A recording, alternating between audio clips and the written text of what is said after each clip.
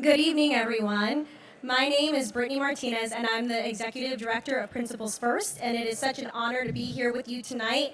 And we are so grateful to be putting on this event with our good friends at Protect Democracy, standing up for courts and the rule of law. Everyone in this room knows how important that is, especially in this day and age. And so without further ado, we'd like to get started the way we usually get started with these events, with the pledge to the flag. So if you'll join me in standing up, please, and we'll do the Pledge of Allegiance. I pledge allegiance to the flag of the United States of America and to the republic for which it stands, one nation, under God, indivisible, for liberty and justice for all. Thank you all so much. And now if you'll join me in welcoming Heath Mayo, founder and president of Principals First.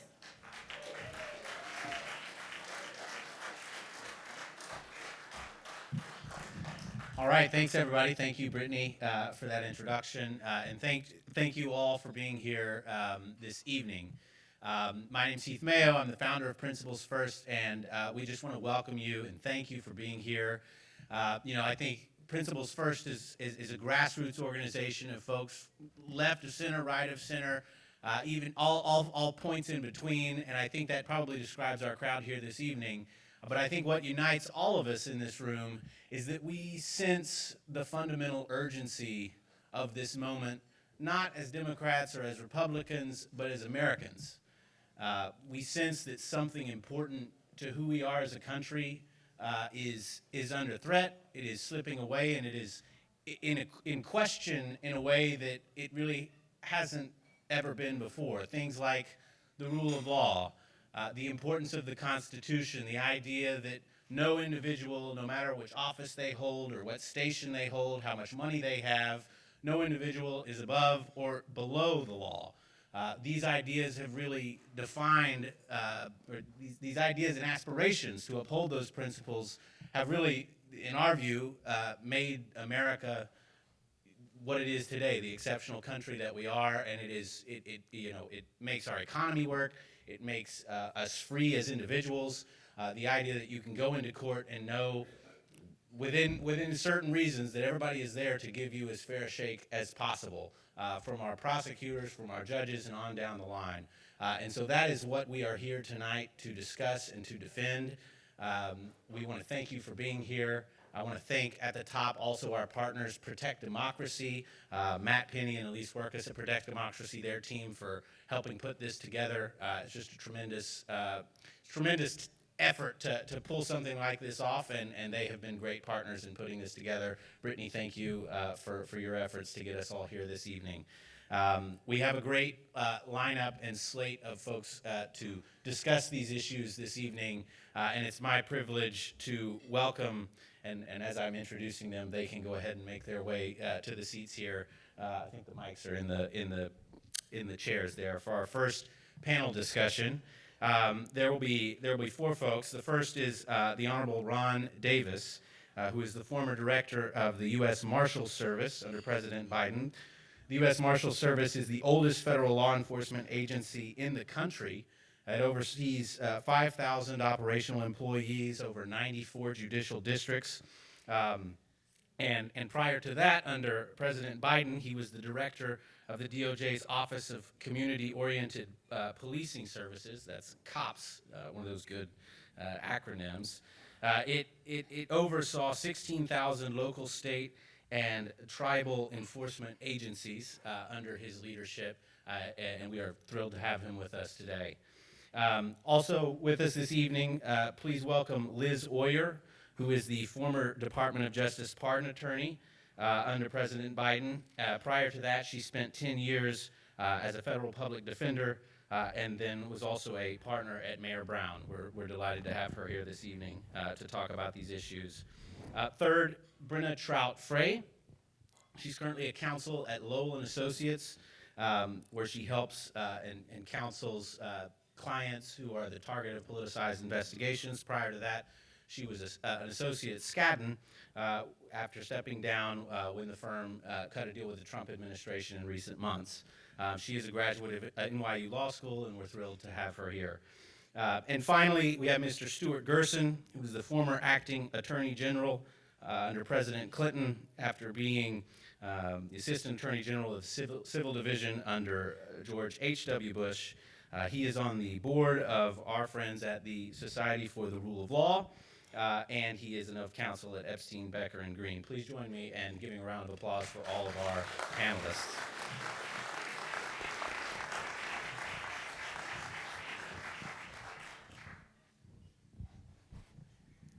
All right, we've got a lot of ground to cover here with four great panelists from sort of various parts of sort of the threats that we've seen in the firms, the judiciary, the pardonings, and then just general DOJ, what we've seen at DOJ. We'll kind of hit it all, and I should say at the top, then we'll try to take as many audience questions as we can. We've obviously got another discussion with the judges after this, but we'll kind of try to be targeted and go as quickly and substantively as we can. Thank you all for being here. I'll just kind of lay the groundwork, and then I want to kind of hit for each of you the substantive areas where your experience really hits, where we're seeing the threats today. I mean, the threats sort of need no re-summary, but I'll just say them. I mean, in the first 100 days of the Trump administration, we've seen 186, close to 186 legal challenges in the first 100 days, which is a dramatic surge relative to what we've seen under previous administrations. I mean, you always see the legal challenges come, but I don't think at the scale and frequency that we've seen. You've got DOJ prosecutors that have resigned, SDNY and otherwise, as a result of dropped prosecutions that they disagreed with, which is also unprecedented.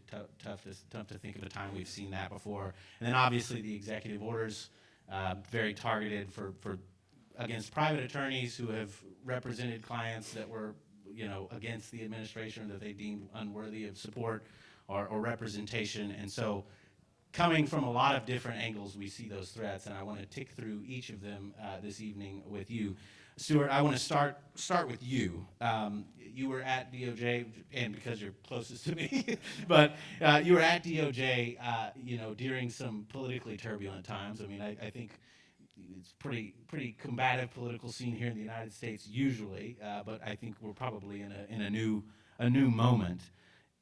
What has changed at the DOJ in the department's culture or structure since then, for better or for worse, that has made the DOJ sort of, maybe this is your judgment, maybe it isn't, seem to appear to be malfunctioning from a citizen's perspective? Should we be worried about that? What has changed, and how can we make it better? Well, we ought to be worried about it. Let me share an anecdote with you. Years and years ago, in the Pleistocene era, I was an assistant United States attorney in the District of Columbia, and I was taken in charge of a case in which my opponent was Edward Bennett Williams, probably the best trial lawyer that I ever knew.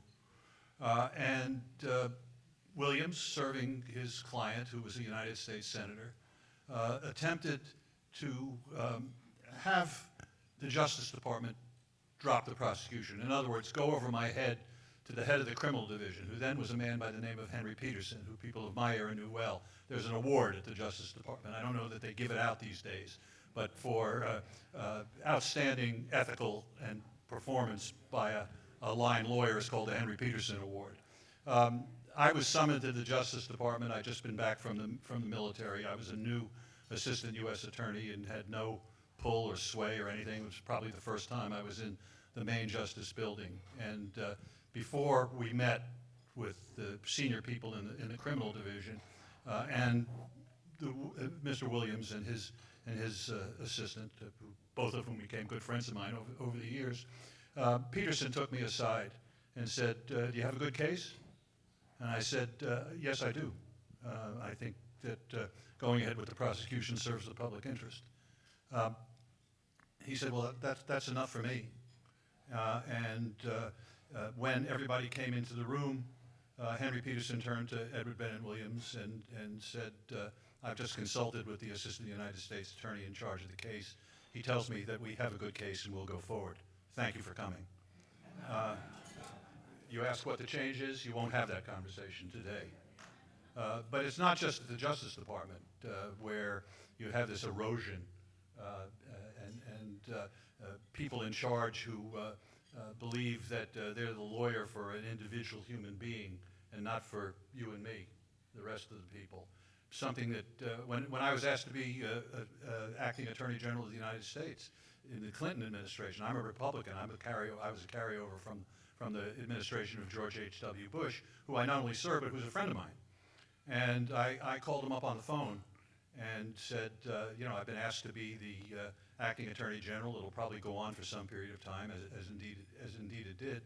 And I just want to let you know about this, and if you have any great objection to it, because we're close, we're identified with each other, I won't do it. He said, this is not about party.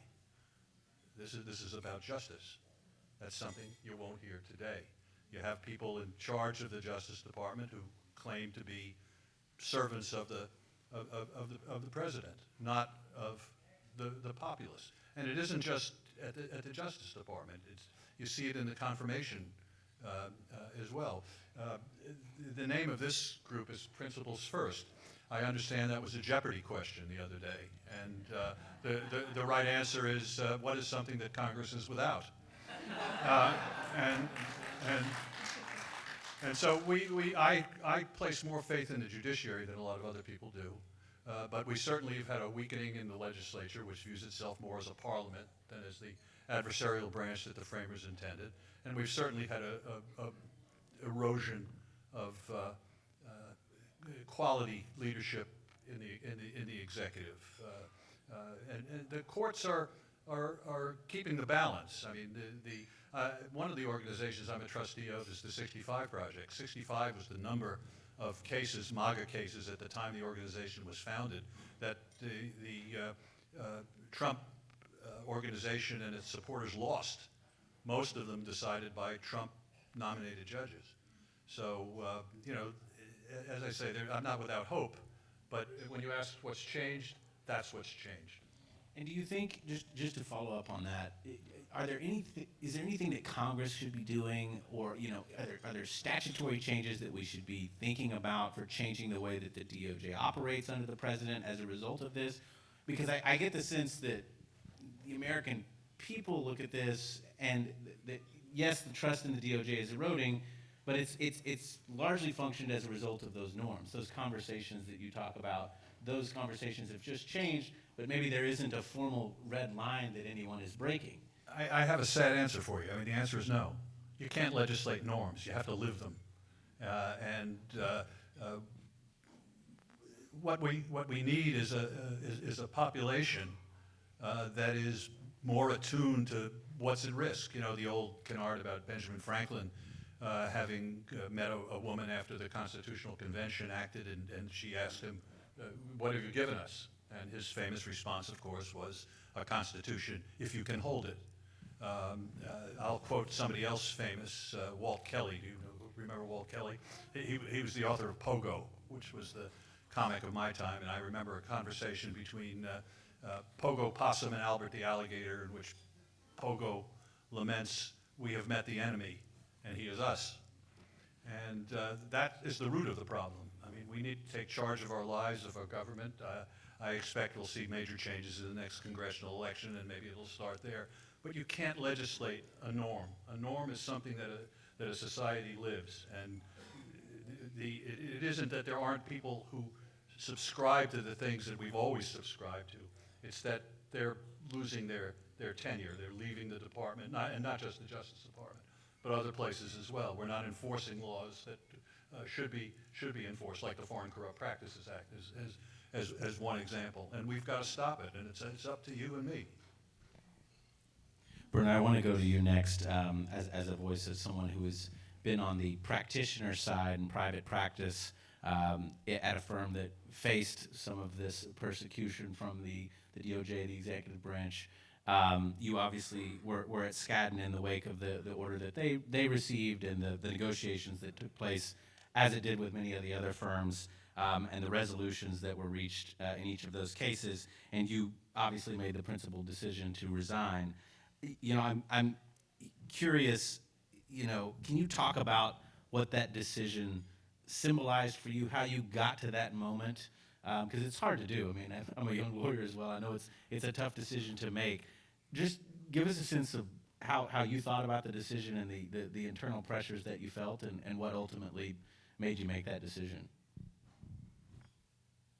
I think, Stuart said that he places a lot of faith in the judiciary as kind of maybe a backstop to some things. And I think that the administration realized that that was the case as well, and that's why we've seen attacks on the judiciary.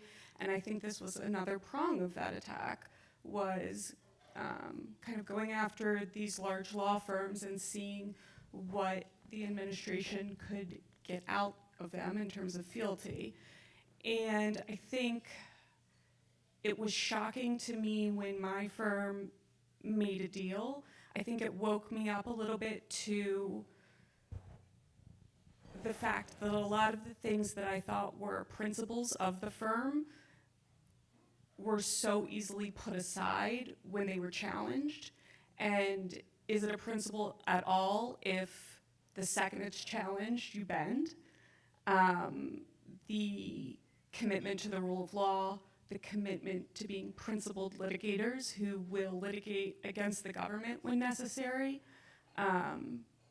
If we give all that up at even the threat of some financial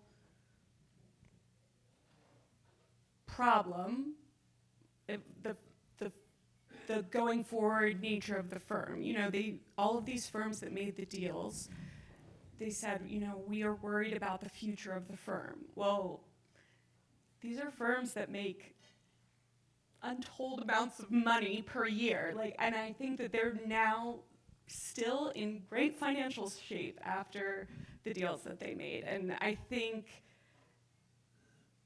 don't know that the financial future of the firm was at stake the way that the executive committee of the firm and other firms put forth to the firms when they were making these deals. And so it just felt like a lack of principled thought was given to the threat that the administration posed towards the firms. Yeah, I mean, it's a really courageous decision that you made, and I just think about young graduates of law schools who want to go to these. A lot of them want to go. It's a very prestigious goal to go to a big law firm and practice in these firms.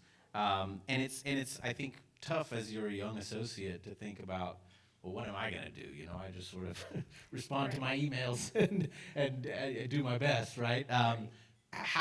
What's your advice to sort of young law school graduates in a world where the rule of law is, and even practicing in private practice, does make you come to terms with these choices really early on in your career? What advice do you give them? Because it is tough, because you really don't have the power to change the decision of your firm. You can only leave. And I'm curious, what advice do you have for them? What do you think that the change has been wrought as a result of your decision? I think, I've heard from a lot of law students who are making decisions and choices about what to do next. And I think that, the number of large firms which cut deals with the Trump administration to avoid executive orders, I think it really woke people up to the situation that you can't have your cake and eat it too when you leave law school now. These firms were presenting this image as a place where you could go work for wealthy clients, you could do great cutting-edge work, but they prized also diversity, equity, and inclusion initiatives. They prized suits against the government in pro bono cases on behalf of clients who needed representation. And I think, particularly for the firms who made deals, obviously, will they sue the government when it's necessary on behalf of a client or a pro bono client? You can't go to those firms and be a part of an affiliate group like Black attorneys or Latino attorneys or LGBT attorneys anymore, because those affinity groups have been shuttered. And so I think it will hopefully I think that law students have come to this reckoning that you can't get that maybe prestigious goal of working at a big law firm without sacrificing something and asking those hard questions when you are interviewing places, and understanding where you're going and not relying on these kind of marketing illusions of this is a place where you can have everything. Thank you. Liz, I want to go to you next. I'm very excited to hear from you. I've never spoken to anyone from the pardon attorney's office, and obviously it's been a big political discussion, both during the Biden administration and now in the Trump administration. Obviously, it's an issue near and dear to our heart at Principles First because we were harassed at our summit this year by Enrique Tarrio about 2 weeks after he was pardoned after a 22-year prison sentence, after a full trial, guilty, the whole 9 yards, and then 2 weeks later he's showing up and harassing the Capitol Police again at our event. But in any case, I'm curious, maybe just set the scene of how the pardon process works in the executive branch, or how you saw it working. What's the role of the pardon attorney after those decisions have been made by the White House, and how does it go, I guess? Sure. The president has the constitutional power to grant pardons and commutations to whomever he chooses, but historically there has always been a process in place that's run through the Department of Justice to ensure that pardons are given out in a manner that is fair and transparent. It never perfectly achieves that, and historically in virtually every presidential administration there have been controversial pardons, but the majority of pardons that have issued have gone through this vetting process that's managed by the Department of Justice that give them some legitimacy. In the Trump administration, the pardon process has ceased almost entirely to rely on the Department of Justice and on the Office of the Pardon Attorney. The Office of the Pardon Attorney, where I worked, is a non-political office. There are no political appointees in that office. I was a career member of the Senior Executive Service before I was fired in March of this year by the new administration.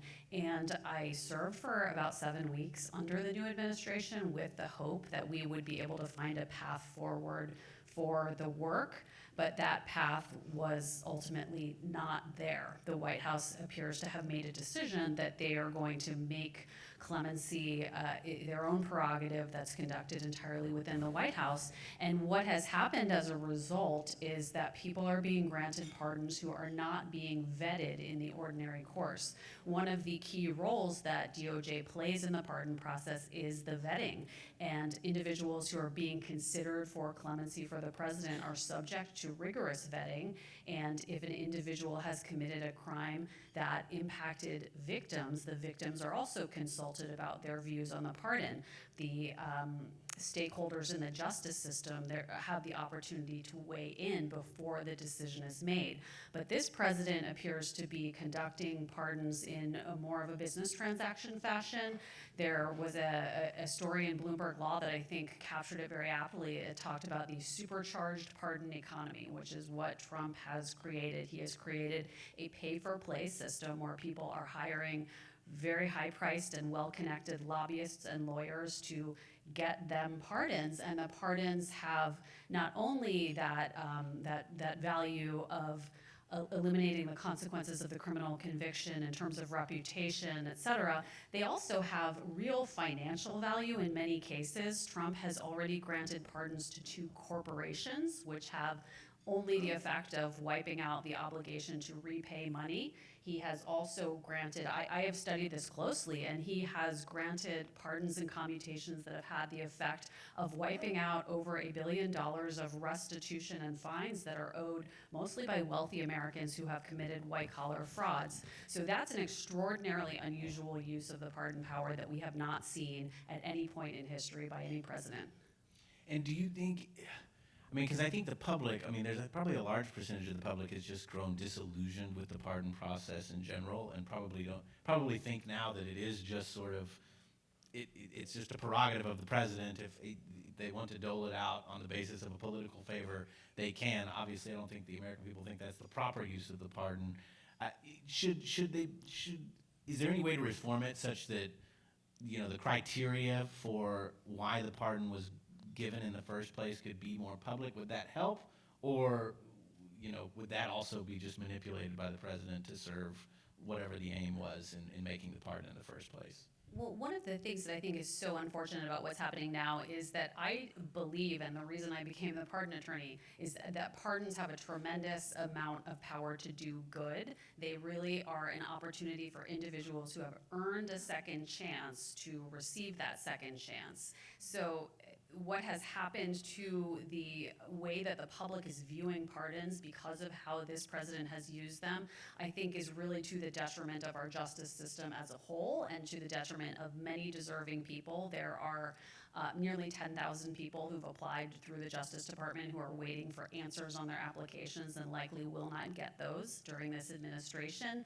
But to reform the power is very hard because it's entirely within the discretion of the president under Article 2 of the Constitution. There are some changes that I think could be made around the margins that would be valuable, focused on making the process more transparent. For example, I think requiring some disclosures about who is lobbying for pardons and what money is changing hands in the cases where those pardons are granted would be valuable. And I do think requiring that pardons are promptly published and made available for public review is also important. We're seeing in this administration that they're not even being announced in many cases. They're just kind of coming to light after the fact. So it's entirely possible that there are pardons that have been issued that we don't yet even know about. So I think focusing on some of those transparency type changes would be valuable. Thank you. Ron, I want to come to you next on the judiciary. Obviously, you oversaw the U.S. Marshal Service, which is the chief enforcement agency, department for enforcing court orders, protecting justices and judges from public threats, which has been increasingly an issue. I think there's a lot of talk out there in the country right now, both fear and some agitation for this about the executive branch, public officials ignoring court orders, how court orders are enforced. How has that talk and those threats really of officials ignoring orders or what have you, how has that played out for the marshals themselves and the morale in the U.S. Marshal Service? How has it affected how the agency does its job? So, good evening, everyone. I can't speak to what the deputies are engaging in right now, but I can tell you, while I was leaving, one of the concerns would always be is what happens if you were to get a conflict. And so you can look historically, you can look currently. What happens if the court basically holds someone, say, in the administration in contempt in order that that person basically surrender or bring himself to court, could be seizing assets based on a fine, and the Attorney General or the President tells the Director of the Marshal Service, do not enforce that order. There's two competing statutes. I don't think they're competing, but one can make the argument. One under, I think it's Title 28, Section 566, says that the Marshal Service primary mission is to protect the judiciary and to obey and execute all lawful orders. Section 561 says that the director of the agency and the agency takes direction from basically the president via the Attorney General. So this is where the conflict comes in. And it puts a deputy position or the agency position is, how do you respond at the time? Now, what makes the marshals unique, I'm gonna put probably other than the State Department, is our structure has a lot of political appointees. So as a director, I was a presidential appointment confirmed by the Senate, but so are the district marshals. So there's 94 marshals, and each one of them are appointed by the president and confirmed by the Senate. And so this has come up over time to time, wondering what happened if a marshal were to disobey direction from me as a director and others.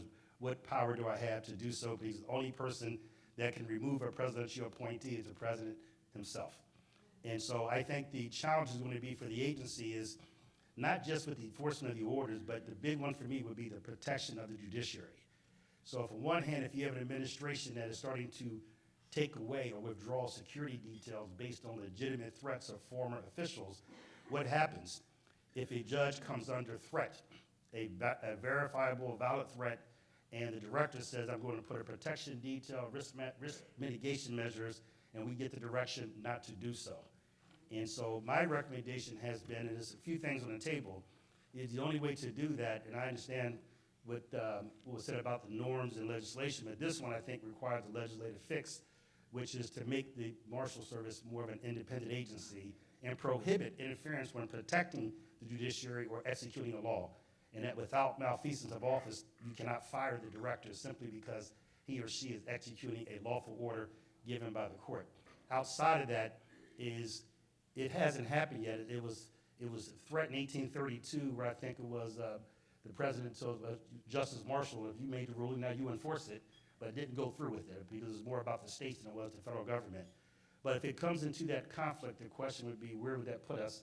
And what happens now if you can't enforce a court order? Right? And some of these court orders could be everything, and it's not just this, it could be everything from contempt, it could be seizing properties, it could be, think about the history. Imagine if Eisenhower and Kennedy, Presidents Eisenhower and Kennedy decided not to enforce Brown v. Board of Education. So who would have escorted the New Orleans 4 to school? Or James Merritt to Ole Miss, right? And we still may be having that debate, if not because of that. So it is a significant issue. I think it's one that we're going to grapple with, but I think it's one that Congress has got to get involved with. And in terms of I think as the threats and the rhetoric has amped up on this, I think we've seen stories about obviously the justices being threatened at their houses and things like this. Do you think that the Marshal, I think it was something like 5,000 operational employees throughout the country, is that sufficient? I mean, to carry, the scope of the numbers of people that you have and the capabilities that you have sufficient to sort of meet the charge that the marshals have, or do we need like way more funding and support for the Marshal Service?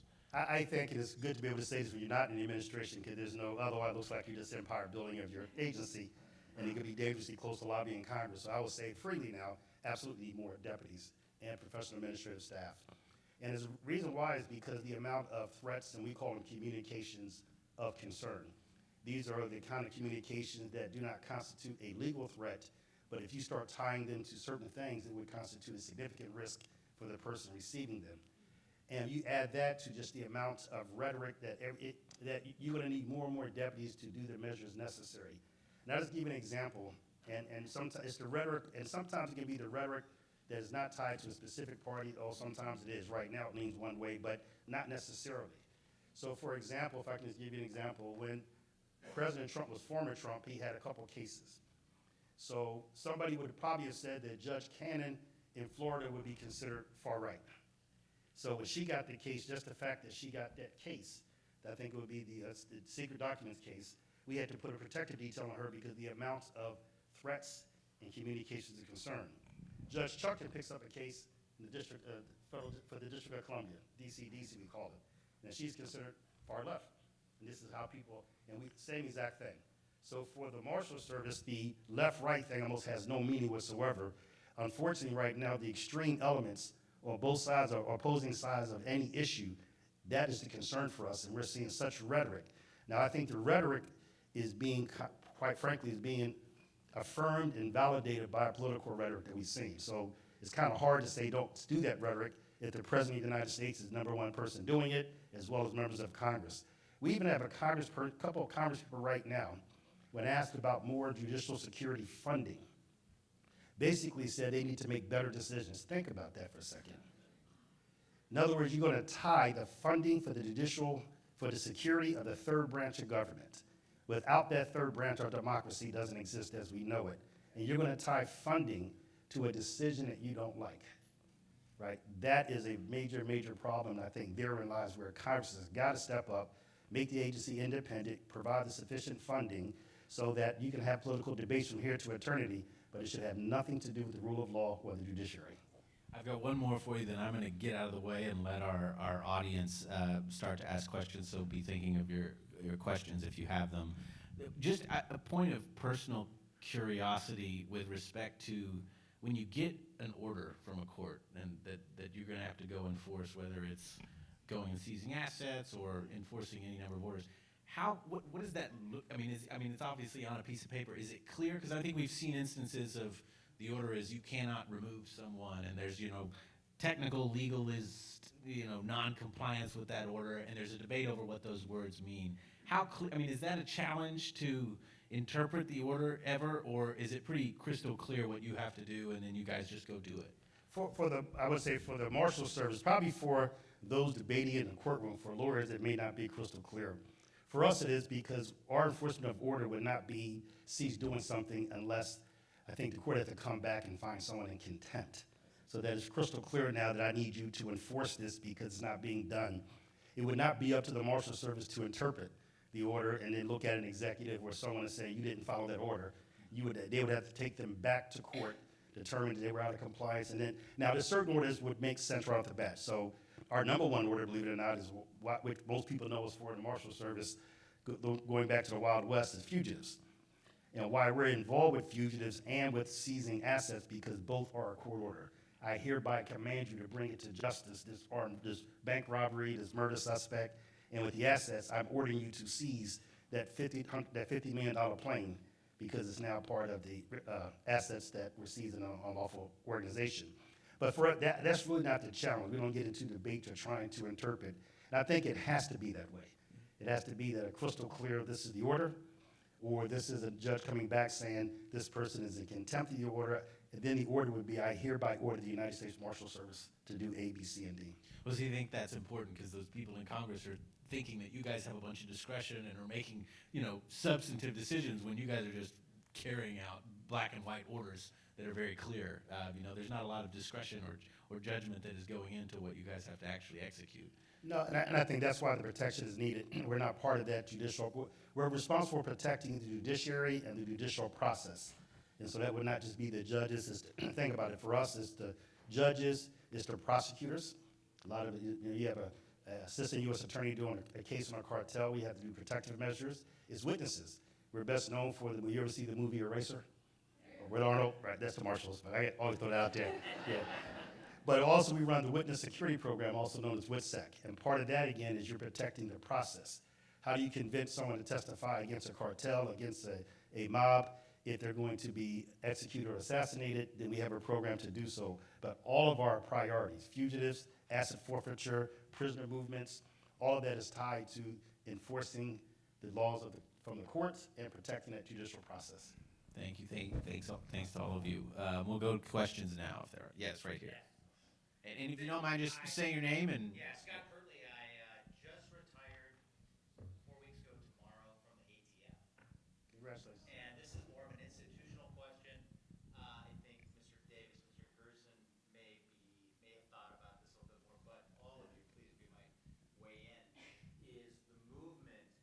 By the way, my job was awesome. I was the field intelligence supervisor for the Washington Field Division for ATF, covering DC and all of Virginia.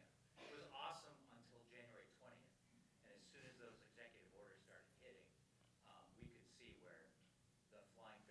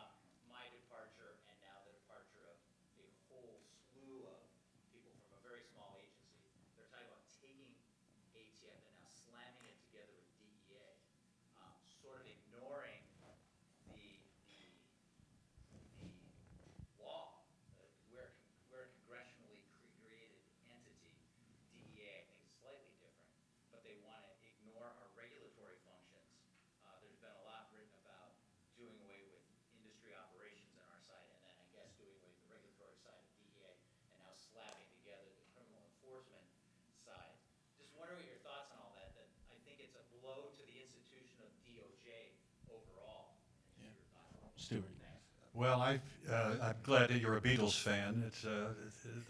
That's good to know. Um, I had one of the more unfortunate experiences with ATF that anybody's ever had because of Waco. I was the Attorney General during the time of the Waco siege, and ATF was part of the scene, and indeed part of the problem. I ended up firing the director of the FBI and a number of other things in the backwash of that case. But you know, when you're talking about what ATF does, and you know, for a long time, I had dealt with ATF a lot of times before. Ron Noble was somebody whom I knew well and served very honorably and has written eloquently about his experience in the ATF. You know, what you have is a failure of leadership, and it starts at the top. And when you politicize something, which was the case in Waco, you know, why you had an operation that was doomed to fail and with significant loss of life, it starts way above who's ever directing the ATF at any given time. And you don't need to change the law. You can't make ATF really more independent than it is. It has responsibilities that have to report upward. And I'm just going back to a theme that I expressed earlier. It has to do with you know, who is leading and what we're asking. You heard about the pardon attorney, for example. A predecessor of the person that who has spoken here was a woman who's a good friend of mine named Margaret Love. She was the pardon attorney for a long time. There were other people like her that were institutional and stood up for themselves and made it very clear that if the administration had gotten on the wrong track, that there were ways that they could communicate it and could act persuasively with regard to pardons. I was asked to sign off on pardons from the ATF that related to the Clinton campaign, you know, I don't know anything about these individuals, and I certainly hadn't studied them, but the pardon attorney's job is to do just that. And it's the responsibility of the officer in charge, if you will, in my case, the Attorney General, to consult with the pardon attorney and to follow her recommendations unless there's some compelling reason in law not to. And you know, we have an erosion of that today. We've got to ask more of our government, not expand its functions, but ask them to do the jobs that they have correctly. Yeah, just real quick, if I may. One of the things that people sometimes forget about when thinking about federal law enforcement, before I came, that's when I correct something, I served in the cops office during the Obama administration, director of marshals in the Biden administration. Before that, I spent close to 30 years local. Spent over 20 years in the beautiful city of Oakland, then became police chief in the equally beautiful city of East Palo Alto for about 9 years. And one of the things that is critical, whether I was in the marshal service or a local police chief, the relationship between federal, state, local, as you know, is tremendous. So some of these mergers are not considering our 16,000 local and state partners and what they need. For example, I cannot imagine what happens if we don't have NIBINs with regards to gun tracing for some of the centers. And so with the strength of federal law enforcement is we're not local. We're not federal police, primarily investigators with very narrow statutory authority. So if you put those together, it almost becomes fingers into a very strong fist. Whether you got the Bureau, the DEA, ATF, Marshals, then you have obviously with the main justice, criminal division, national security division, all working together with 16,000 partners to be able to make it right. If you start diluting and merging for the wrong intent, the impact is not just on that one regulatory function. The impact could have impact across crime and violence across the country. And I think that would be sad. Questions? Sure. Christopher Haney, semi-retired independent. You mentioned something I hadn't thought of before, parliamentary system. And normally, we would not consider doing that in the country, but, as that phrase goes, necessity is the mother of invention and the father of all virtues. There's a reason that might be a very good thing for the Dems to organize around. It would, for example, get people in a, quote, shadow cabinet that would then be juxtaposed to the current president's cabinet. And the quality of candidates that the Dems mechanism to nominate or, quote, semi-appoint, appoint, maybe for a year at a time, they would be higher quality candidates, more qualified. They could speak then, in a sense, as a shadow cabinet and say, well, the SecDef, Exbeth, wants to do this, but I would do that for these reasons. So it would create a dynamic for an organizing principle with greater differential articulation on how a Dem government would function presently juxtaposed to the current administration. It would give those people a chance to demonstrate their competence. And I think it might catch on. People might like the idea. And that would also introduce more quality Dems who want to take a shot at a year or so of that position to the public. And they might like, when the administration changes, that person did a good job. Maybe we should appoint them in the next Dem administration. I don't think so. We had a revolution for a reason, and we installed a system which is not working the way it's supposed to work, but where the executive and the legislature are adversarial branches. What you suggest might make some sense for a party out of power, because one of the things that the minority party now is afflicted with is an inability to speak to the needs of the people that they purport to represent. And they've proved to be a weak opposition because of that. That's something for them to determine. But the guiding principles of a parliamentary government include what's known in the English system as party responsibility. And that unites the executive and the legislature. We would not do well in such a system, although we're operating under a quasi-version of that system right now, where because of the power that the executive has over the potential re-election of the legislators, that branch is essentially caved in. It's a situation that I imagine is going to be partially corrected, because historical experience suggests that it will be in the by-election. But let me tell you, we're living in 1938. We're talking about tariffs like an analog to the Smoot-Hawley tariff. We're talking about the composition of the courts, which was an issue back then. History repeats itself. So, as I say, I think your suggestion might have some merit in the way that the minority party organizes itself while out of power. I don't think that it pertains well to a separation of powers, tripartite divided system that the framers gave us. We have a couple more minutes left, so what I'm going to do is do like a rapid fire where we'll take 2 or 3 quick questions and then we'll respond to them sort of seriatim. Yes, here. Yeah, you. Yeah. Hello, my name is Tony Lodadio. I'm a researcher at one of the DC-based consulting firms. Seems like the party of limited government has suddenly become the party of the president can do anything he wants. And many of the problems you've described here stem from unitary executive. The idea that if you're with an executive agency like U.S. Marshal Service, the president can order your agency to do anything he wants. What mechanisms do we have available in the future that we can use to rein in unitary executive theory? Are there constitutional or judicial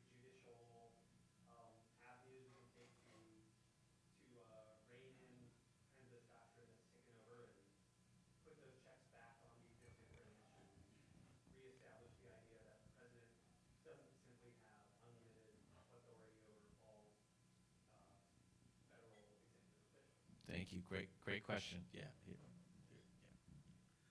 My name is Cammy Butt, and I work for the Pakistani Spectator. And my question is that, do you think the election of Donald Trump was on slap or protest against the jury system in the United States?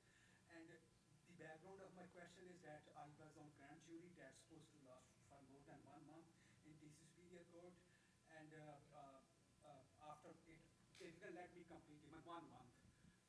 And I asked the lady who was supervising this grand jury, and she said, she got an email from Chief Judge, DC Superior Court Chief Judge. She is a lady too, that my services are not needed. And I think my only problem was that I've been working in DC for like a couple of decades as a journalist, and I'm known to as foolish question. So it was same thing with that jury, and I told those young district attorneys who were, having so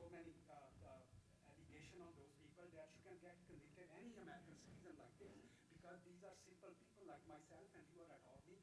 So let me ask question, and they wouldn't. They didn't dare. So they just fired me. So my question is, the election of Donald Trump, was that a protest of American people against jury system? Thanks. Thank you. Maybe one more. Right. Yeah, right here. Raj, DC resident. Can the executive branch not have midterm elections conducted? Okay, so we have unitary executive theory, the jury system, and midterm elections. I don't know if there's anyone want to come in on any of these. Yes or I'm no? going to start with the Unitarian one about the government. So I'm going to push back on that concept, and maybe it's something that the former Attorney General mentioned. I think the structure is such that if it works properly, there is an automatic pushback. I still count on the over 3 million federal workers that people are trying to replace, not to comply with unlawful orders, right? It's been we've learned this since, I want to say, going back to either World War II or Vietnam, that probably even further than that even the military says you don't obey unlawful orders. That's not an excuse, going even back to, obviously, with Nazi Germany about that was only an order. So I think the stronger we have, and I think this is, when you look at your title, principle first, and the two young ladies up here that made the principle stance, that's what I'm counting on to stop the executive from doing whatever he or she wants in the future. That people will not execute that order if it's unlawful, and at some point, the people, I thought it was mentioned, Stuart mentioned as well, will basically elect people that will also, if you're going to be in Congress, then be the check to the executive that the framers thought you were supposed to be. I do have faith in the judiciary as long as we protect them. But I count heavily on, people's call it the bureaucracy, that there's millions of workers, thousands of them, that will stand up to that type of unlawful behavior. And it's starting right now, just waiting for the courts to catch up. I don't share your optimism, Ron. Because those people are being fired. I was one of those people, and the reasoning that the Department of Justice provided in my termination letter was Article 2 of the Constitution. Gives the president the authority to fire anyone he chooses for any reason he chooses, and I am not the only one. That's the rationale that has been widely cited by the Attorney General in firing Department of Justice employees who do not agree with the directions they're given. There's been a high-profile story about an immigration attorney who was fired because he refused essentially to lie to a court about what was going on with an immigration matter. So lawyers are being placed in untenable positions, and if the answer is that the president can fire whomever he chooses for any reason that he chooses that will decimate the federal workforce and in an institution like the Department of Justice, that's incredibly concerning. I'm right now litigating my termination with the department, and it's frankly really frustrating to see an attorney who I worked closely with in the department is now defending the position that DOJ is taking, that my termination was lawful because of the Constitution, even though it plainly violates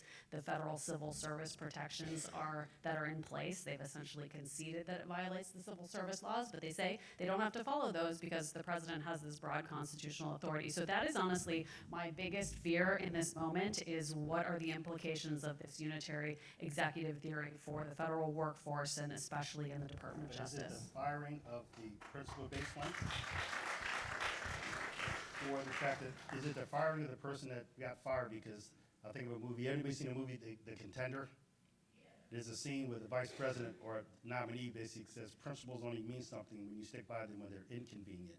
So the idea that you would get fired was the part of the courageous part. So I don't worry about, think about the Saturday Night Massacre. It's not the fact that those people got fired. I think courts will give it back. It's will they find somebody to do it after you're fired? That's the question.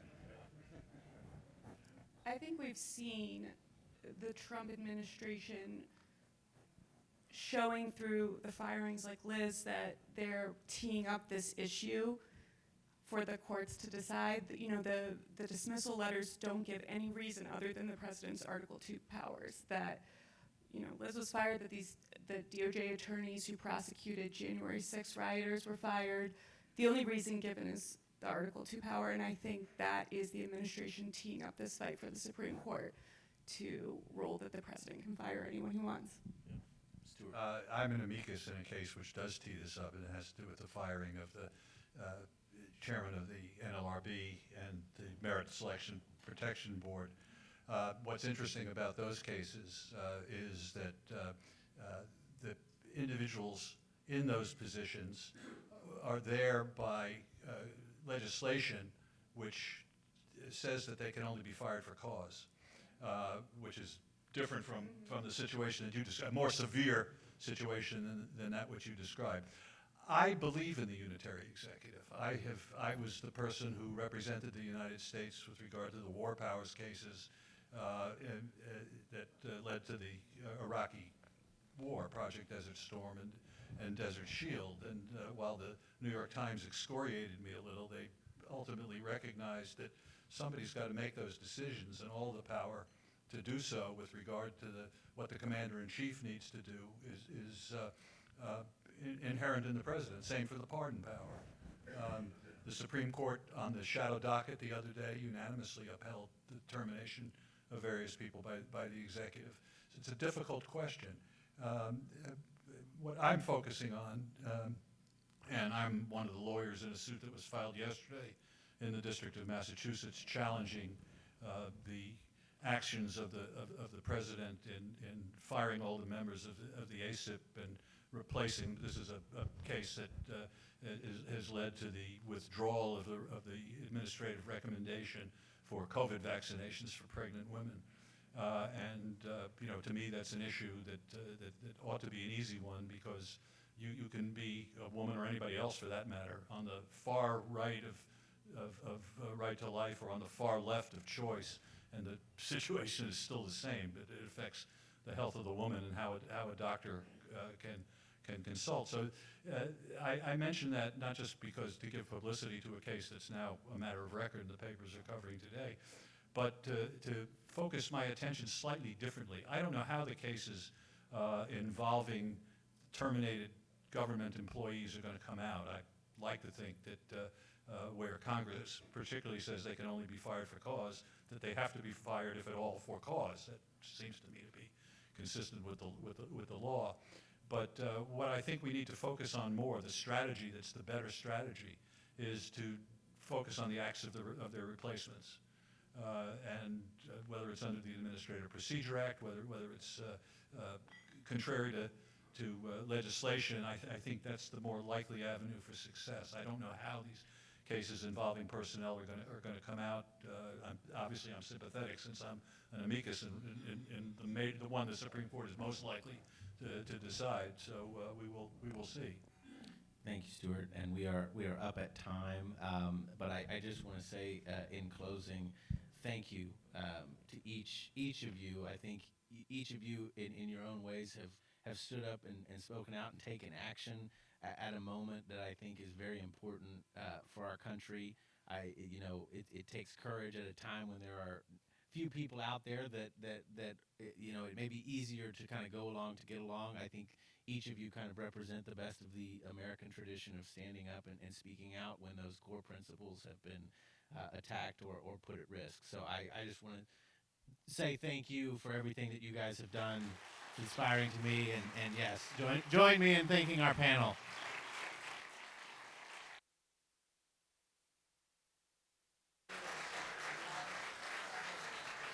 And while our next panelists start to make their way, I'm delighted to hand it over to our next moderator, Mr. Amit Agarwal, Special Counsel at Protect Democracy and former Solicitor General of Florida. Amit, I don't know where is Amit? Oh, okay, great.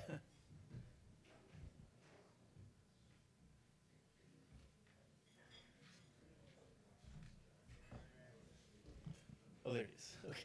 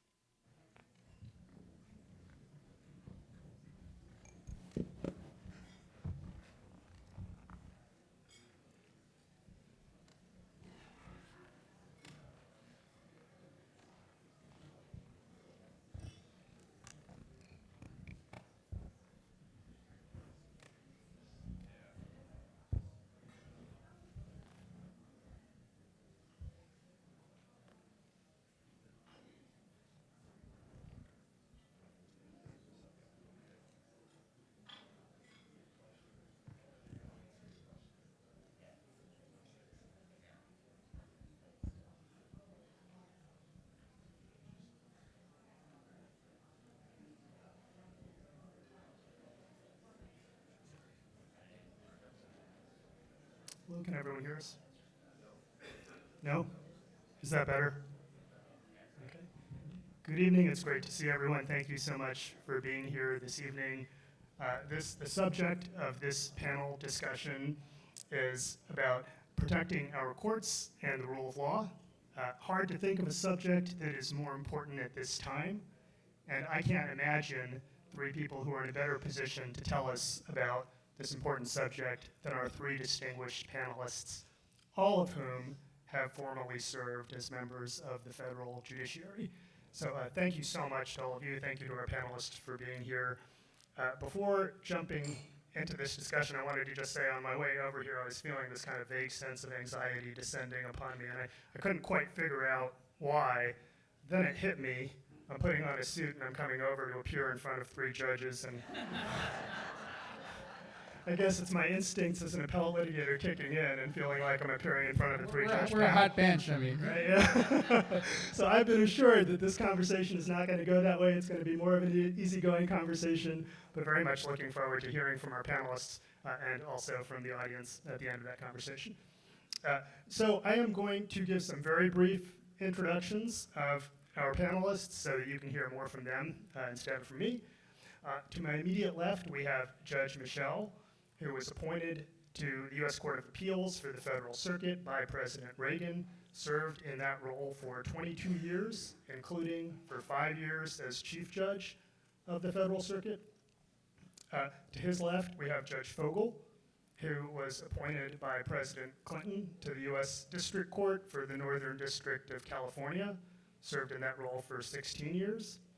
And to my far left, Judge Jones, who was appointed by President George W. Bush to the U.S. District Court for the Middle District of Pennsylvania and served for 19 years.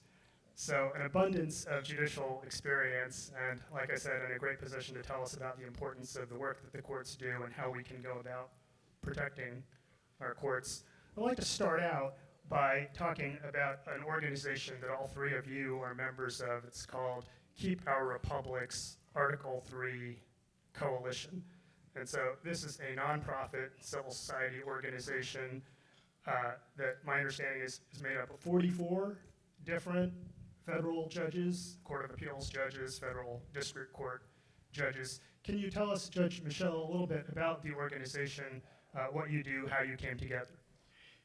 Well, the parent is called Keep Our Republic. It was formed 5 years ago, and it focused initially on the question of whether election results in America were dependable and how to guarantee the sanctity of elections. It did a lot of educational work in various parts of the country, and that problem was largely brought under control because of their efforts of Keep Our Republic and also because of some decisions in the court that were referred to earlier. So in May of this year, Keep Our Republic formed the Article 3 Coalition. Of course, Article 3 is the part of the Constitution that forms the judiciary. And the goal of the Article 3 Coalition is to be able to speak on behalf of the sitting judges who cannot defend themselves because they're constrained by ethical rules and traditions from speaking much at all other than through their opinions.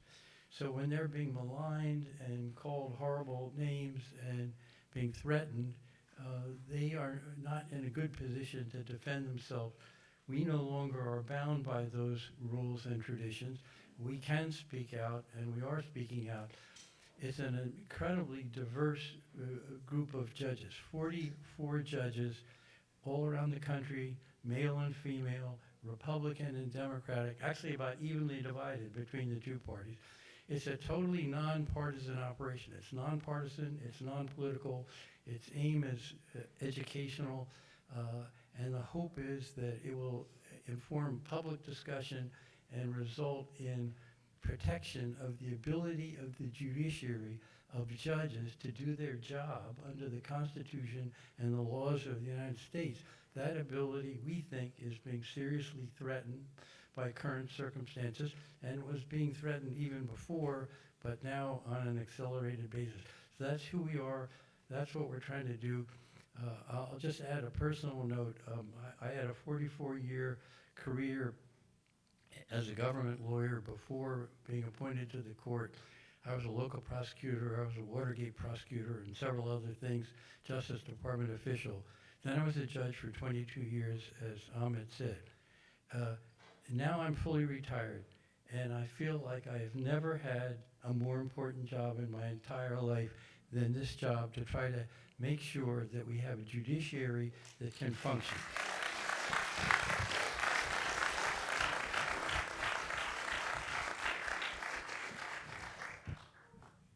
Any other panelists would like to talk Yeah, about the Article I 3 just- coalition? I want to pick up on what Judge Michel said. So I was a state court judge before I was a federal judge, and my combined judicial service was 37 years. And during that entire time, I didn't have First Amendment rights. You know, I could write opinions, but I couldn't talk about issues of the day, couldn't talk about cases. And when I retired and started my current job at the Berkeley Judicial Institute, I regained my First Amendment rights. I gained the ability to talk about what was going on in the world. And I really, what Paul just said really resonates with me. It's the most important role I've ever had. It's the one I care about the most. And it just so happens it's at a time when it really matters. People got to speak up about what's going on with the judicial branch. And one of the things I'm very grateful for is that the Article 3 coalition is nonpartisan. It's so much better, it makes me feel so much more anchored to talk about the things we talk about, knowing that we're all in this together. It doesn't matter who appointed us, it doesn't matter what party we belong to, it doesn't matter what our judicial philosophy is. We're defending the Constitution. And man, I mean, that gives you a lot of foundation for the things you say when you're dealing with the public.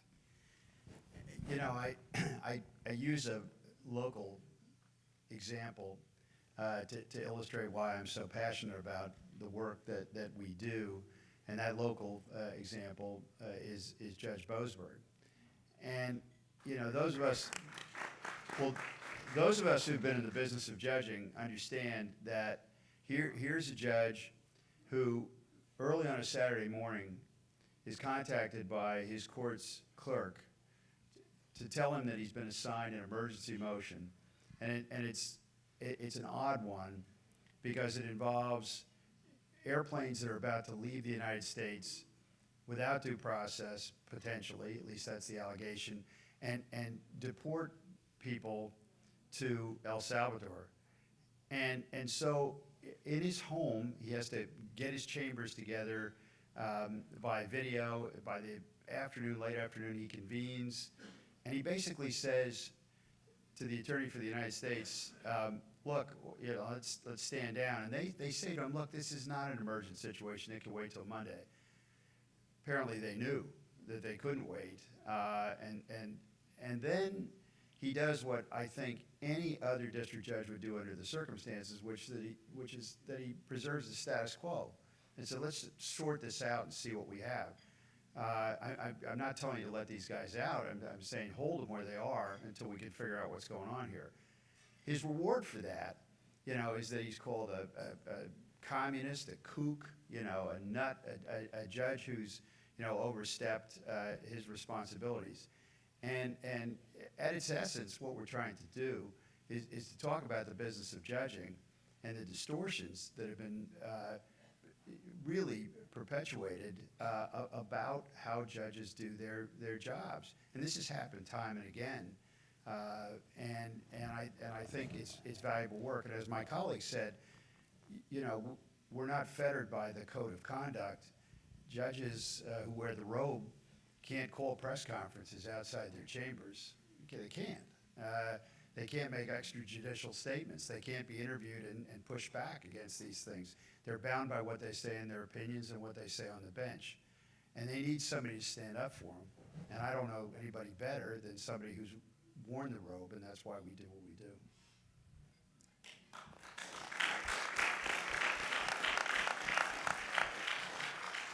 Thanks so much to all three of you for telling us about the important work of the organization. I'm also told that other members of Keep Our Republic's Article 3 coalition will be around after the event and would be glad to talk to folks if you want to learn more about the group and how to get involved.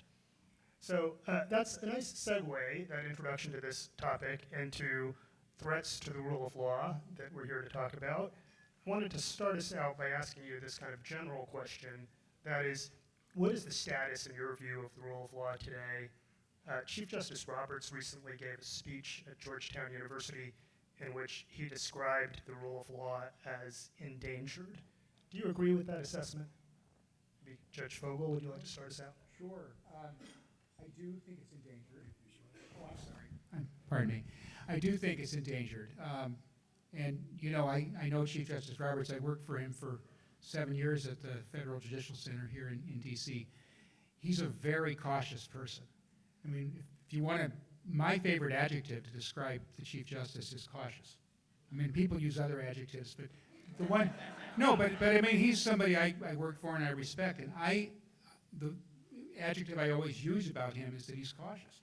And so for him to make that statement was quite remarkable. He made that statement. He made other statements about impeachments. He's been really pushed. His characteristic caution is being pushed by events. I think the rule of law is definitely under siege here. When judges are not allowed to make decisions, and the criticism is not, well, the judge got the law wrong, or the judge didn't consider the evidence, or the judge analyzed the case incorrectly. No, the problem is that the judge ruled against the administration, right? I mean, that's what the judge did wrong. The judge is frustrating what the president wants to do. Is framed as, you know, how can a judge tell the president he can't do something? You know, that is not the rule of law. That's something else. My friend John Jasikas here has been at the State Department for decades doing international rule of law work.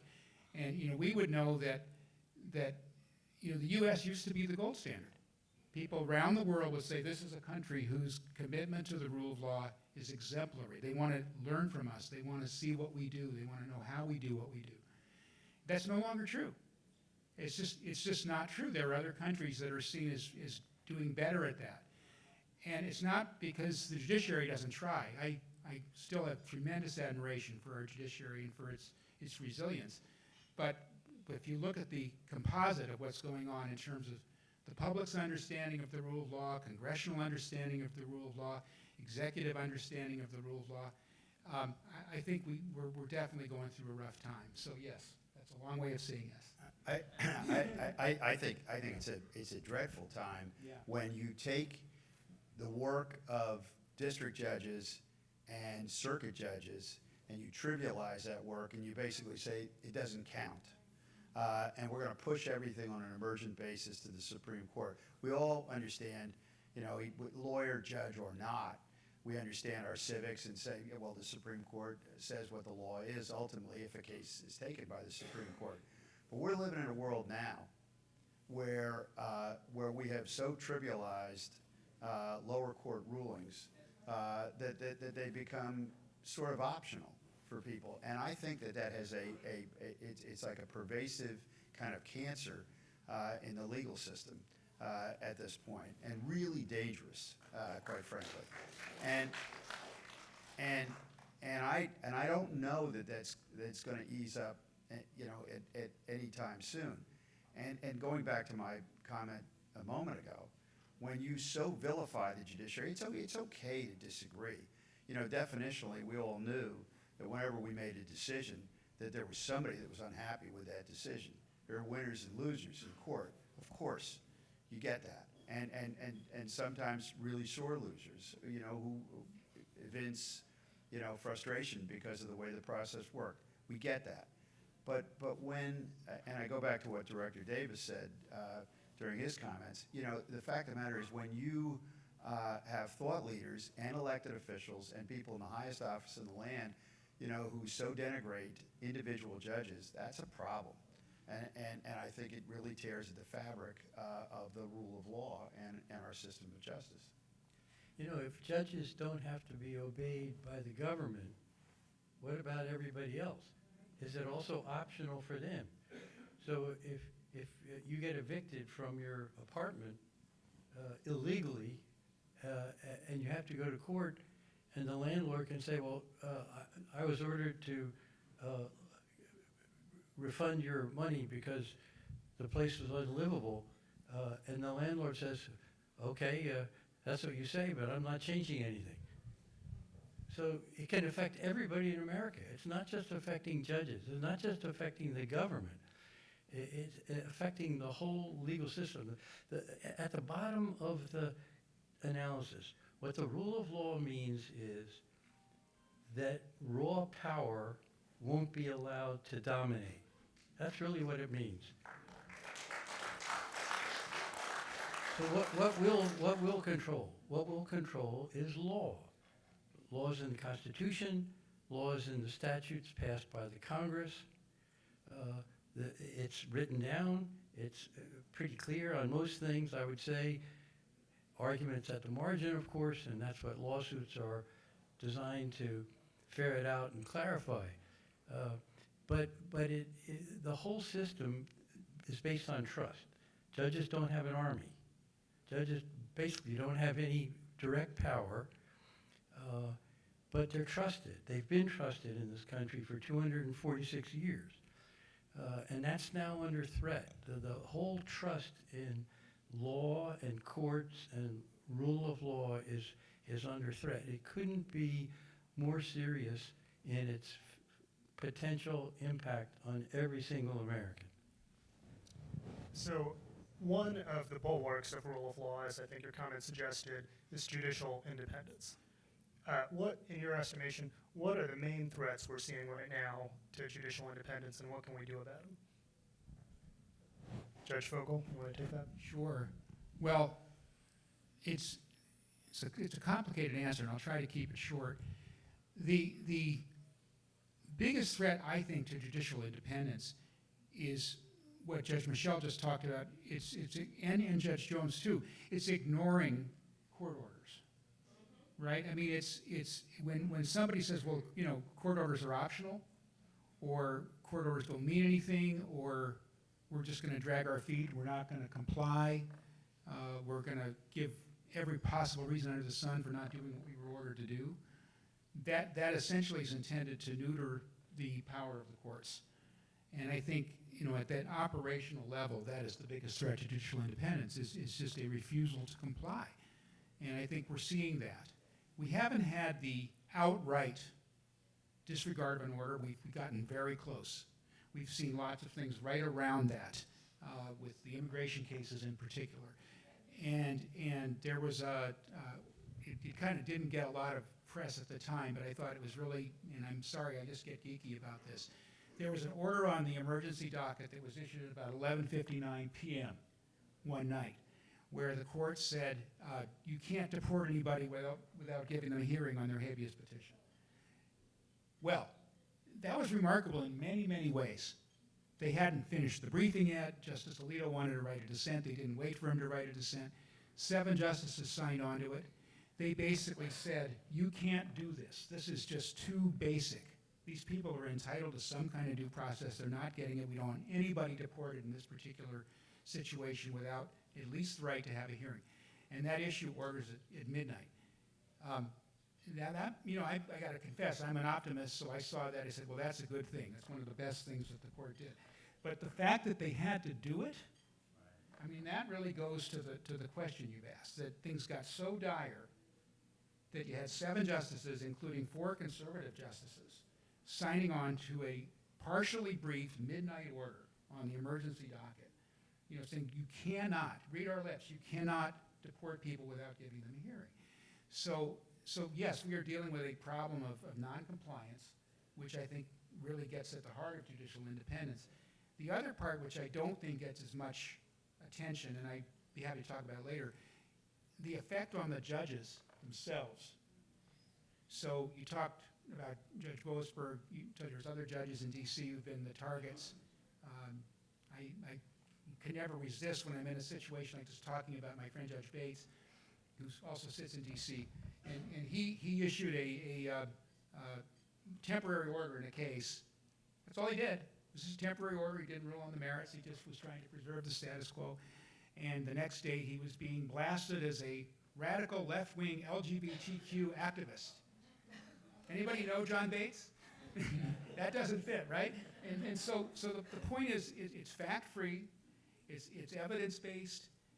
not evidence-based. It's fact-free. It's not evidence-based. They're not talking about anything other than the fact that the judge didn't rule in our favor. And that, to me, is a direct attack on judicial independence, and it affects the judges physically and emotionally. We'll talk about security a little bit later. But it really does affect them. And I don't think that's gotten enough play. And Yeah. you wonder how far, Yeah. this can go, Yeah. because, the other example is, of course, the noted case of Abrego Garcia. So the case goes up to the Supreme Court, and the Supreme Court writes an opinion, in kind of using Judge Vogel's word, in a cautious way. I think it was Justice Kavanaugh writes the opinion and says, well, we think that the lower court's use of the word effectuate is a little too strong, and we don't want to interfere with the president's power, so we're going to say facilitate the return. Well, any fair reading of the opinion is bring him back, because you have him there, you're leasing the prison, you can get him back. And the administration for weeks and weeks, months, games that opinion and basically said, well, facilitate means it's optional. Well, there was no way the opinion was optional. And finally the administration gave up the ghost, although they're going to try to deport him again, which, is a whole different story. Maybe figuring that they didn't want that case to come up to the high court twice, under the circumstances. It's that kind of gaming of an opinion that I think you rarely see, with an administration. Usually you throw in the towel when you get a decision from the Supreme Court. You say, okay, we're going to comply with the decision. That is worrisome indeed when you talk about the rule of law. Well, and I'll just add, and that really bothered me too, very, very deeply. There's a judge on the Fourth Circuit named J. Harvey Wilkinson, who some of you know about. He's been there a really long time. He was appointed by President Reagan. He's one of my favorite judges in the world, present company included. I mean, he's just a brilliant, wonderful person. And he's as conservative as they come. And he wrote an opinion in the Abrego Garcia case in the Fourth Circuit, which I commend to everybody. If you could just Google it, read Judge Wilkinson's opinion in the Abrego Garcia case. Because, that's what he's talking about. He was pushed to the point where he had to say, you can't do this. This is not who we are. This is not our country. This is not how our system works. And good for him.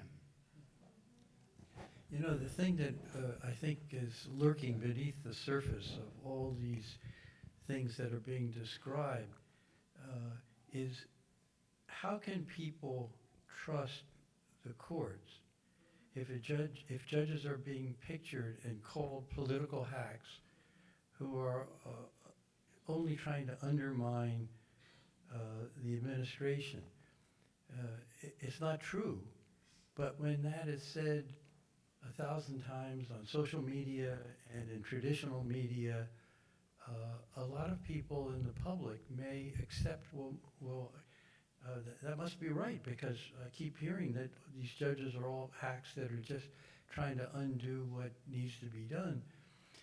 And if people start regarding judges as corrupt in any sense of the word, as too political or too subject to being influenced in some improper way, then the whole idea of rule of law falls apart, because the courts are an indispensable part of the rule of law. They apply and enforce the rule of law.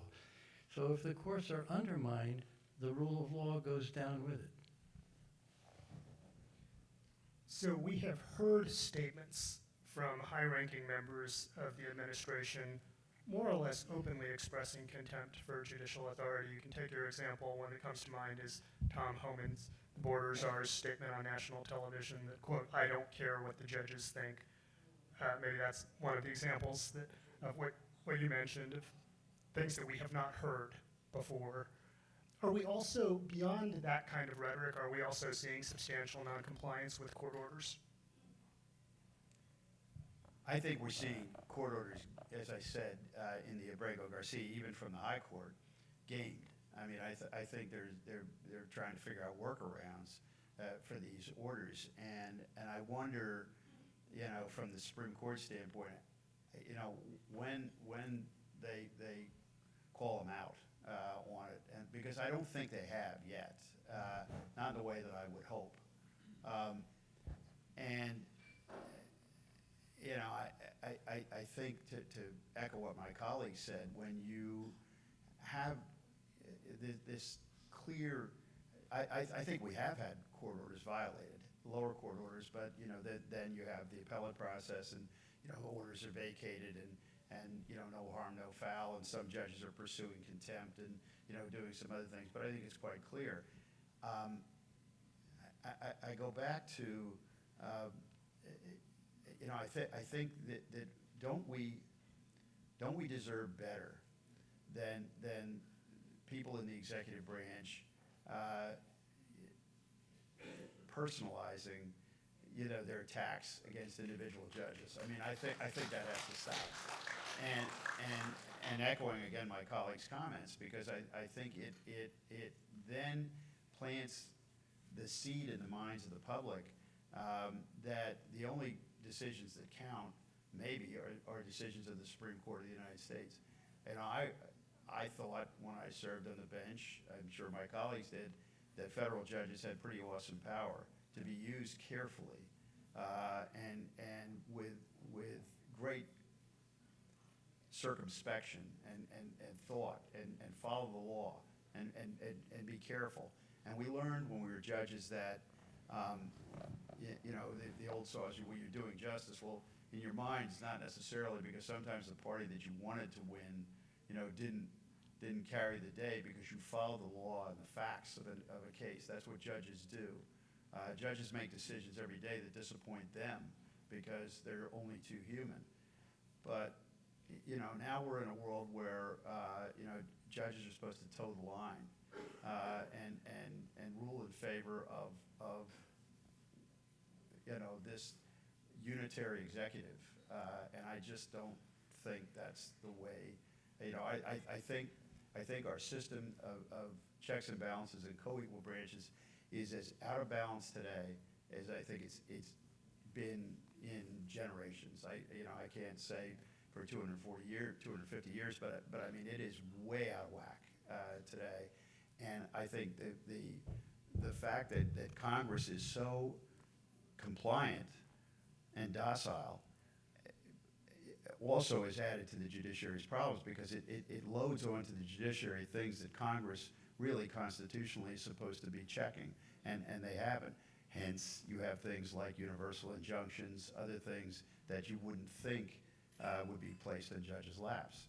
And then judges make those rulings, and they're, of course, vilified for making them. Yeah, I just to pick up on that, because that's a really good point. This whole controversy about universal injunctions would have been much less significant, if it even existed, if Congress had been able to legislate. So, you know, there were things that needed to be addressed that Congress wasn't addressing.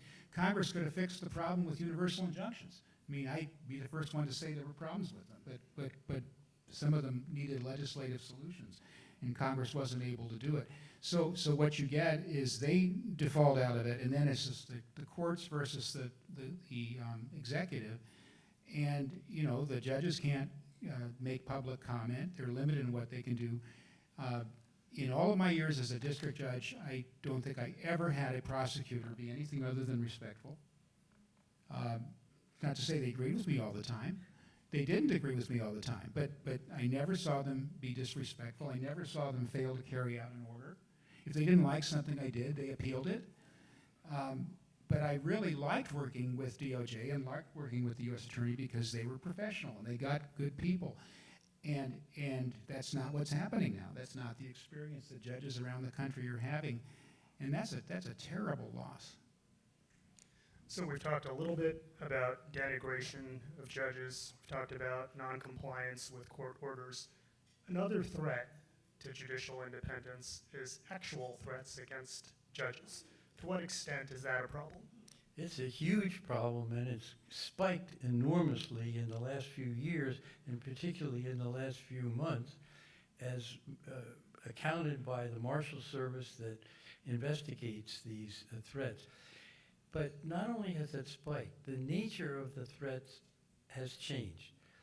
It used to be that usually if there was a threat, it came from an angry litigant who lost a case.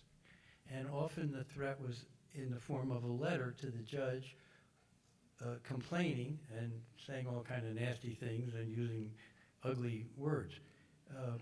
And so the Marshal Service would evaluate the individual and the nature of the letter, the case, and other circumstances, and decide, as Mr. Davis explained, what level of protection was needed.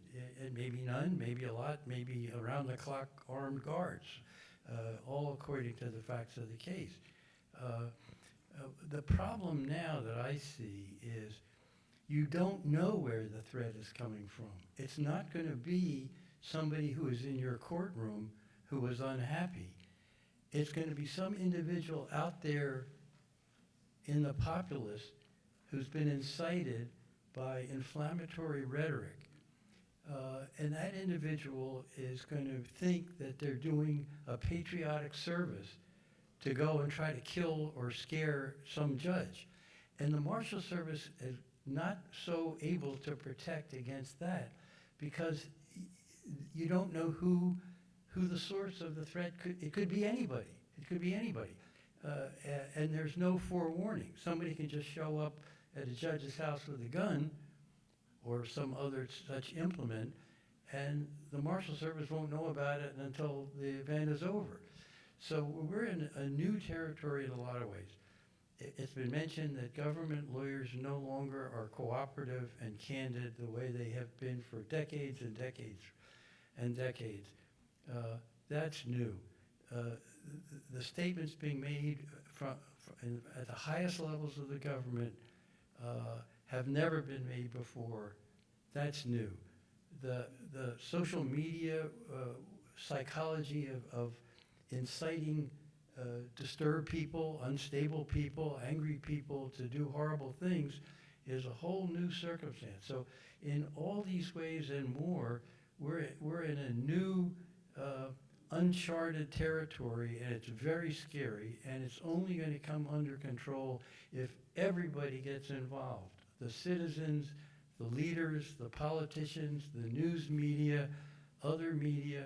It's a job for the whole country. The judges cannot fix this problem alone. The marshals can't fix this problem alone. Congress could help if it could do anything, as has been mentioned. Mr. Davis emphasized, and he was very modest in the way he put it, the marshals need a lot more money, a lot more personnel, and a lot more insulation from politics, and they need it yesterday.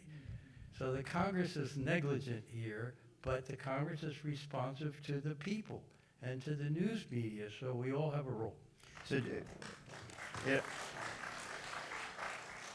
and Judge Michelle's spot on, and you know, all of us suffered threats at various times when we were on the bench, and it's absolutely unnerving when it happens, and you worry, obviously not about just about yourself, but you worry about your family as well. And I went through it in a case that I had years ago, where I had marshal protection for weeks afterwards, and I remember looking out the window and watching my wife, who's here, walk the dog up and down the street with a marshal walking next to her. And my kids were still home. They were still attending local schools at that time, and you worry about that.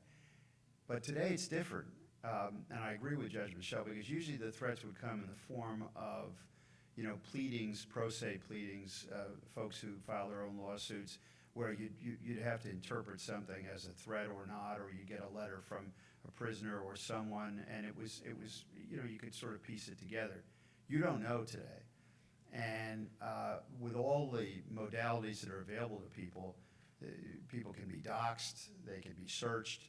There are some laws that have been passed since the slaying of our former colleague Esther Salas' son in New Jersey about 5 years ago.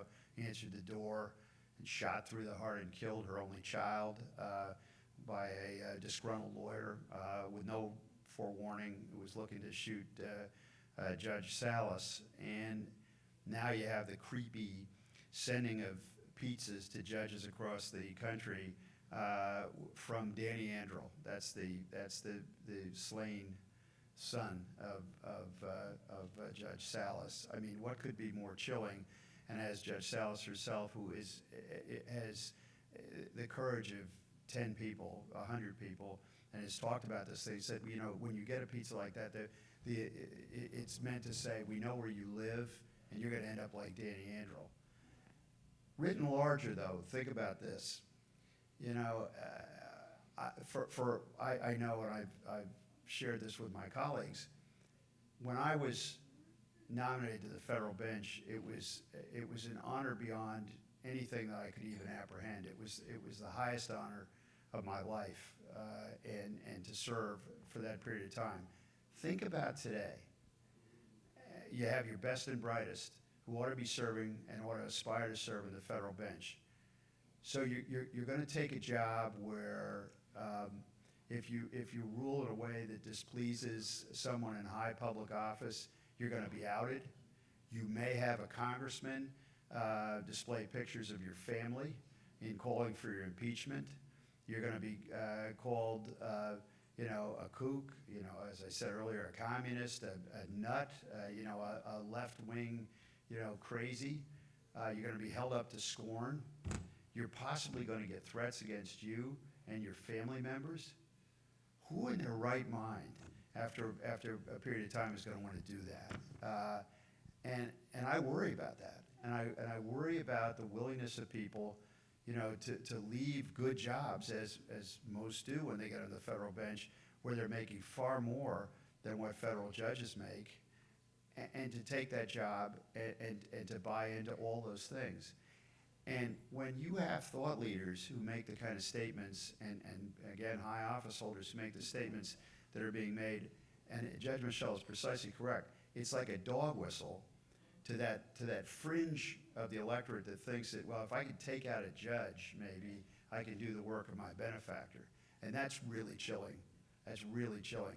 Most, you know, when I took the bench, when all of us took the bench, you could labor in relative anonymity on the bench. Oh, you'd get a newspaper article, something would come out. You'd sometimes have high-profile cases. Not today.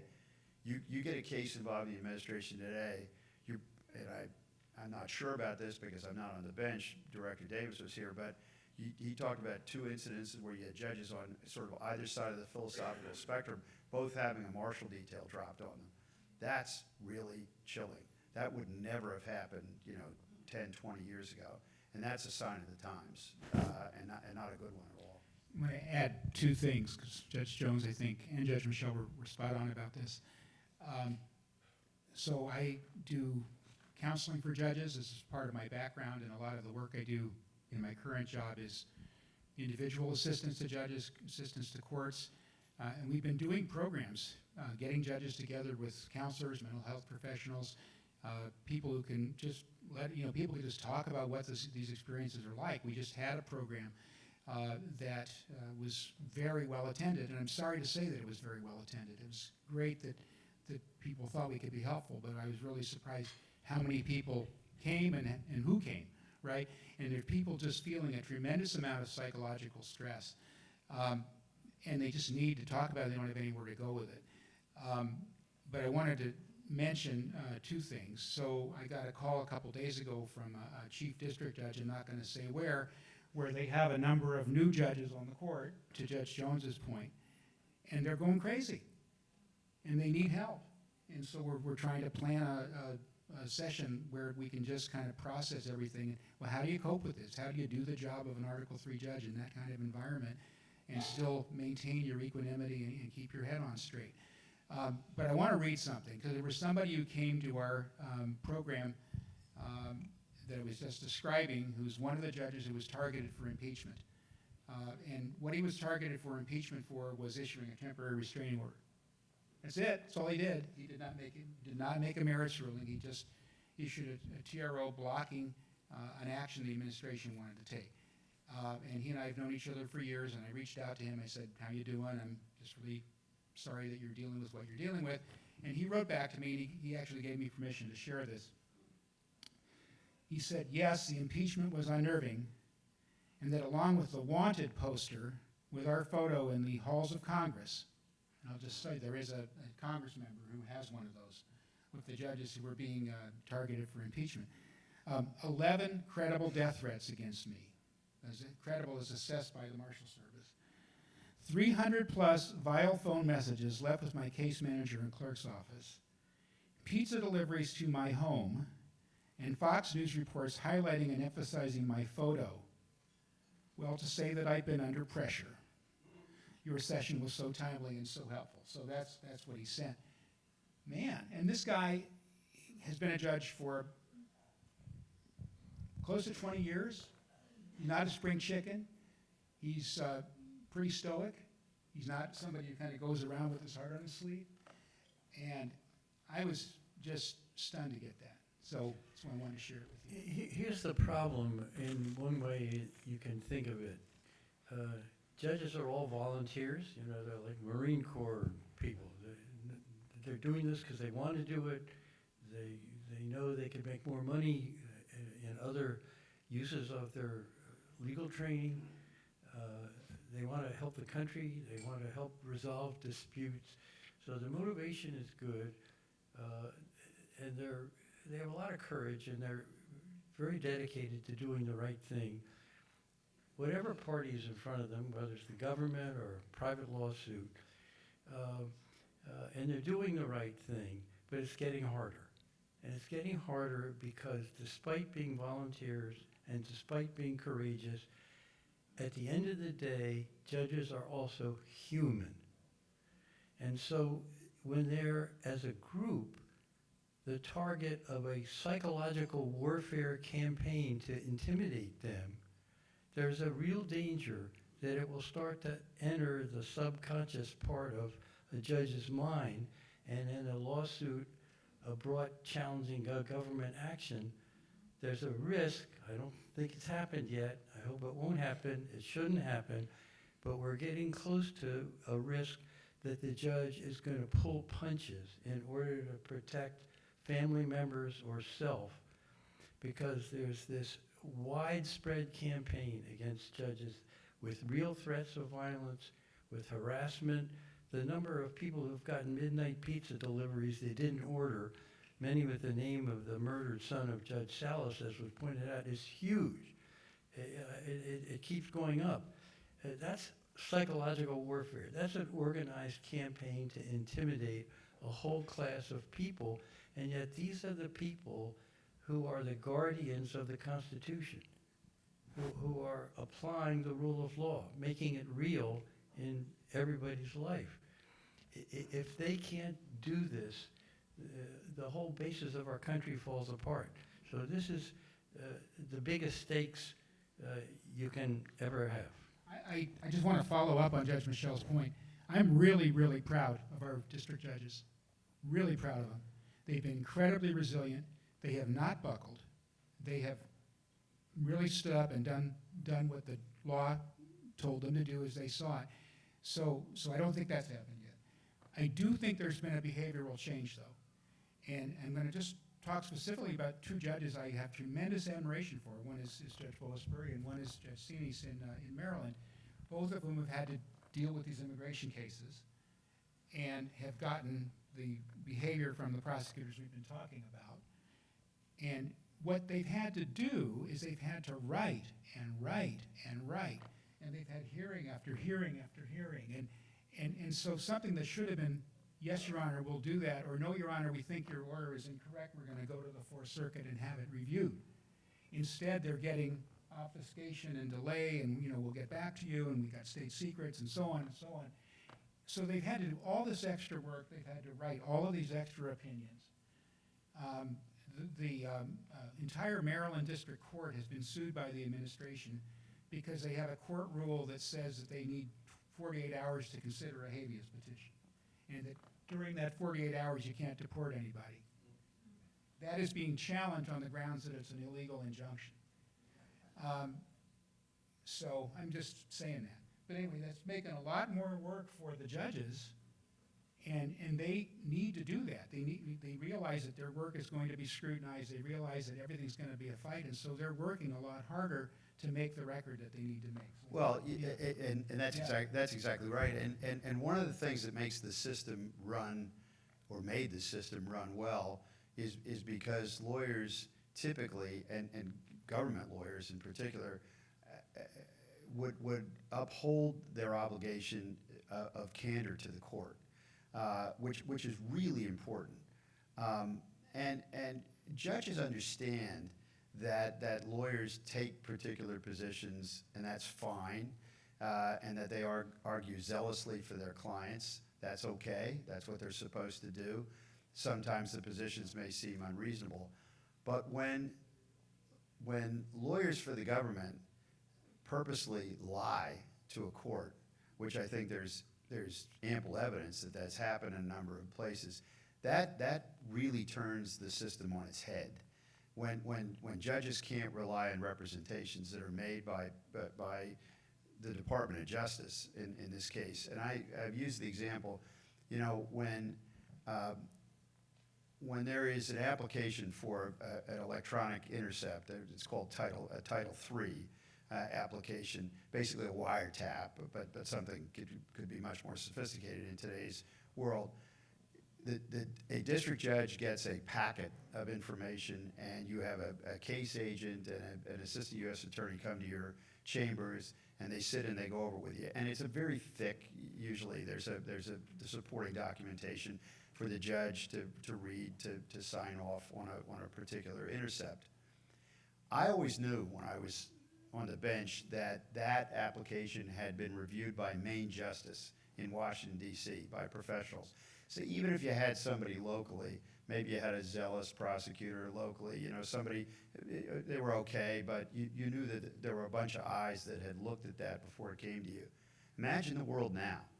If I was on the bench now, you know, when you got a Title III, I don't know, you know, when you have something like that you can rely on the fact that somebody in this city, in that building, you know, that houses Main Justice, passed on that in a professional and an objective way with the proper prosecutorial goals in mind. That's really significant today. And you know, when you have, as was noted in the last panel, when you have lawyers who are actually fired because they uphold their duty of candor to the court, we're in a world of hurt. That's not a good thing at all. I think we are just about out of time. Do we have time for audience questions? Heath? Okay, maybe one or two questions. Yeah, sir? So you talked about the threats to the court's independence, and I'd be interested in the opinion of the judges as to whether or not the proposals that are now out there, certainly on the surface from more progressive folks, but perhaps in the future from more conservative folks, to expand the size of the court, are a threat to the independence of the court. And how would you assess the relative merits of some of these proposals to add justices to the court versus the proposal that's backed by 200 members of Congress to put the number of justices in the court at 9 in the Constitution? Well, I think trying to pack the Supreme Court, as President Roosevelt was tempted to try to do and started to try to do, was soundly rejected by the whole country back in the 30s. And fortunately, in the intervening decades, that hasn't been tried again. And if it's being proposed by anybody now, it should be rejected now the way it was rejected before. Who knows what the perfect number is? 5, 7, 9, 11. Has to be an odd number, so you always have a majority. But it's an arbitrary choice. 9 has worked pretty well for a long time. And it has everything backwards to enlarge the court. The court that needs to get enlarged is the trial level court where 99.99% of the legal work of the country happens. It doesn't happen in the Supreme Court. It happens with gentlemen like those on my left. That's where more judges are needed. There are a huge number of vacancies now, and that's been a problem for a long time, but it continues today. And the budget of the courts, like the budget of the marshals, is not adequate for the tasks and burdens of today. So Congress has got to step up, and monkeying with the number of Supreme Court justices has got it all backwards. Okay, I'm getting a sign that we're at time. Maybe one more question, sir? Any of you, what do you think about the person being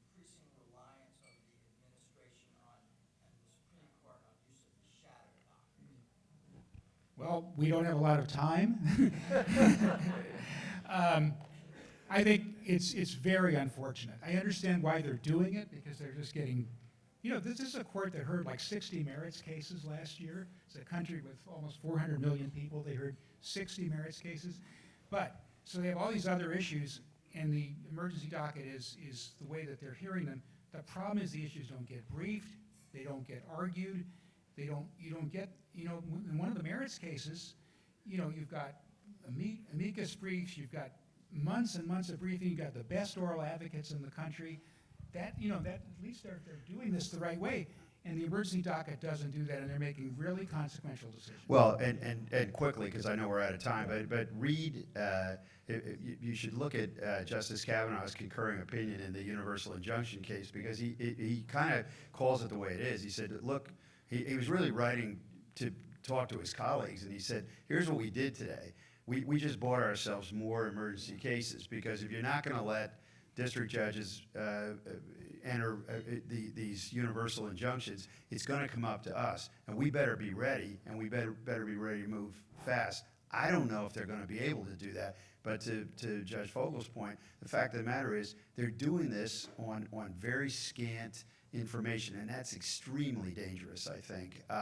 And they've now bought themselves, even more emergent cases that are going to come up potentially in the form of injunction cases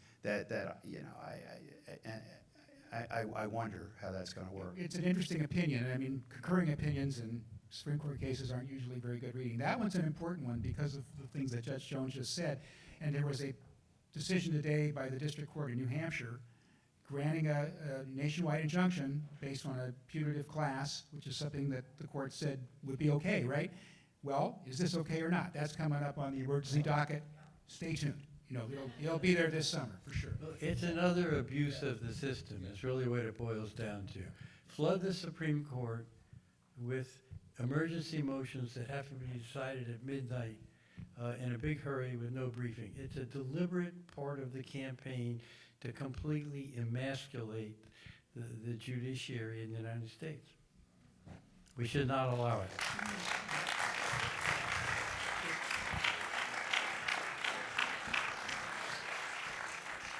We are unfortunately out of time. I want to thank our panelists for a fantastic conversation, for your judicial service, and for continuing to serve this country in your current roles.